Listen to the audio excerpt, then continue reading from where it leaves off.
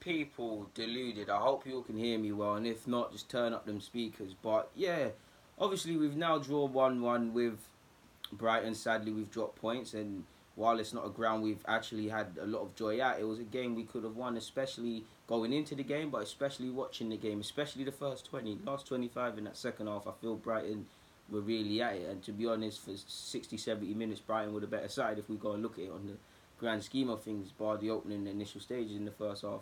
So yeah, we might as well provide, or I might as well give my player ratings now. I'm not gonna go OTT. I know a lot of people, especially Arsenal fans, we go OTT.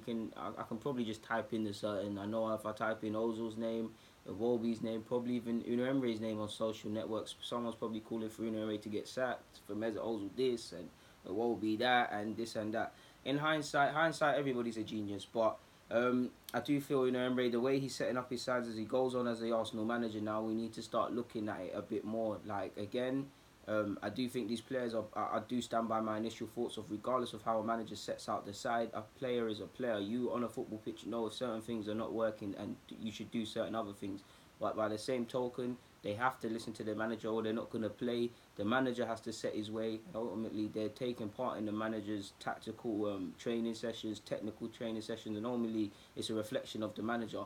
So he's setting, for me, Unai Emery, the way he's setting up, we're not brave enough in possession. Like, again, I'm all for stability. He spoke a lot about stability, but there's a very thin line between stability and negativity, especially at a club like Arsenal. Don't get twisted. There's been many weeks or many years, better yet, with them same players at a same game in a game like against Brighton, where we'll create 100 chances. And not score, and Brighton will score one, and it would be us losing or walking away with the exact same scoreline. So it's not. I'm not getting at him, but I just feel the way he's setting us up now is kind of defeating us before we've started. There's not really brave enough in possession. I feel that some of the decisions are way too negative, especially in games like this. Like maybe, again, Torreira's our best midfielder, but now seeing that he's suspended for Liverpool, we probably could have been a bit more offensive and I don't know, played Aaron Ramsey instead of him and had a bit more joy. Aaron Ramsey likes to run in behind. Aubameyang had a lot of space in behind in the first half. Ramsey would have backed the team. Different players could have called for different things, and we could have had our central midfielder, our best central midfielder on Saturday. But that's all hindsight, and I'm going off topic and stuff. But Unai Emery, I feel he let us down today, and some of his decisions have been a bit baffling.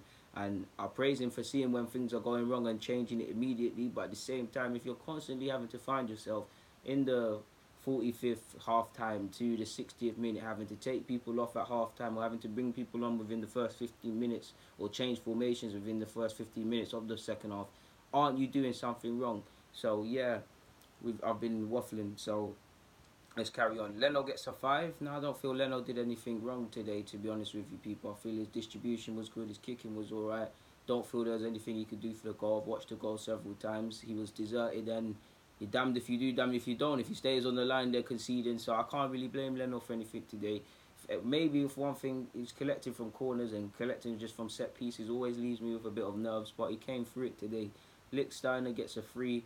Ultimately, he's way too experienced to not be able to make that header. It was a poor header, and ultimately that's why we conceded. I feel his passing as well. Not just him. I feel Socrates, Guendouzi, Xhaka at times, even Lucas Torreira. Our passes, 5-yard passes weren't happening today. Lichtsteiner was really poor in my opinion. He gets a 3. Socrates gets a 5. He wasn't terrible, but he weren't at the best of things today. I feel he was being a bit awkward today. I'll give Kohler a 4, people. I want to give him a 5 because I feel the application was there, but I give him a 4 because I can't discount his part in the goal. He could have done better for the goal. I feel, especially, even though Solly March didn't take advantage, I felt, through when I was watching the game, the threat looked like it was going to happen down his side because that's where the ball was always falling to Solly March, or they were attacking down that flank. I don't feel Kohler had the best of games today. I've praised him in the last couple of weeks and he has been good, but we have to take the rough with the smooth, so he gets a 4. Guendouzi's a tricky one, people, because on one hand I think he deserves a 4, but on the other hand I think he deserves a 5. I feel he was brave in possession. I felt his passing on one hand was good, but on the other hand, there's a player in there. I think Guendouzi's a bad boy footballer, but too many touches, inviting pressure at times when he just get the basics right at times. For me, the main one, I keep saying it, inviting pressure. Just as a central midfielder, you need to know exactly what's going to happen, and he's still young. he's still playing on instinct and stuff. And probably for me, I say it, he's enjoying the football a bit too much. You need to aspire to make the right decision all of the time. To be fair with you, I felt he got caught in possession a lot as well. So I must admit, people, part of me, I'm actually split. Part of me thinks it's a 5, part of me thinks it's a 4. I'm gonna be fair because I've been fair with the other players, so I'm gonna have to give him a 4 ultimately, people. Lucas Torreira, again, I don't even feel he was at the best of his game, so he can walk away with a 5. I feel he's done enough to get a 5 today. But yeah, man, all of the midfielders in particular, in my opinion, they weren't really at it. Now, Xhaka, I must admit, Xhaka gets a lot of stick, and he's probably a scapegoat today. I feel he was better than Guendouzi today. I feel he was, obviously, poor passes, 5-yard passes, but I felt he was actually, especially in the first 20, neat with what he was doing on the football field. I felt his set-piece deliveries, bar the occasional poor ones, were alright today. So I feel he's deserving of a 5, but again, I've got to look at it through the same lens, so I'm going to give him a 4. Ozil gets a 4 as well, could possibly get a 3. You guys know I'm a big Mesut Ozil fan. If I watch the game again, which typically happens, which I'm going to do, I might see other things from Ozil and retract my statement, but I have to keep it 100. I didn't see Mesut Ozil today. He gets a 4. He's extremely anonymous. I felt it was a bit disrespectful, and it kind of sums up their relationship now, what is going to be between Unai Emery and Ozil for him to get subbed at half-time. But what can I say? And the fact that, especially on the topic of Unai Emery, people, how many shots did we have today? How many games have we gone through and we haven't had enough shots?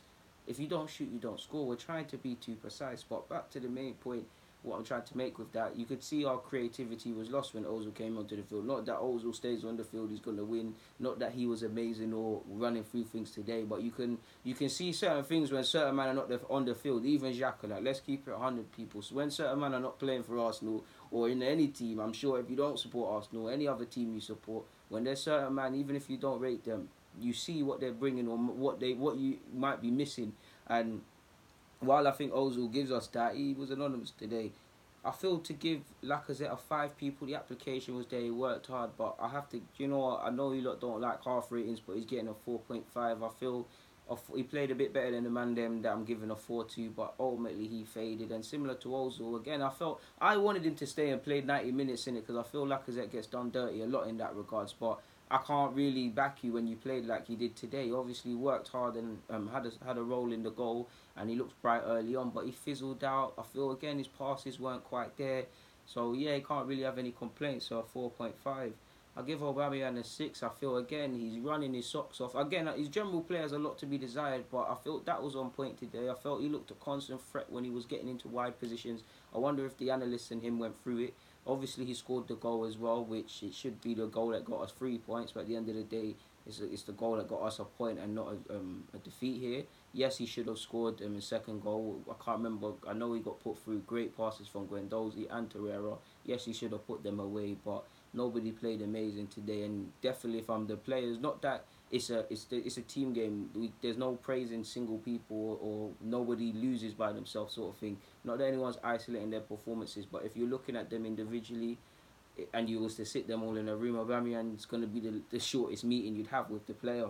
So yeah, I don't feel I'm missing anyone else out, but I feel Iwobi was incredibly ineffective today, so he gets a 3. Ramsey gets a 4. I feel the application was there, but again, the same. I feel Maitland, again, you guys know I keep it true. I love Xhaka, Ozil, Lacazette, but I keep it true. And Maitland-Niles is a guy I love as well. But again, for me, he gets a 3 because he was getting into some lovely positions. I don't know if it was a rush of blood or a head loss or whatever, but the technique just wasn't there. Just consistently losing the ball, overrunning it. There was one time I don't know if he dummied it or someone gave him a call and they got their communications wrong, but it went off.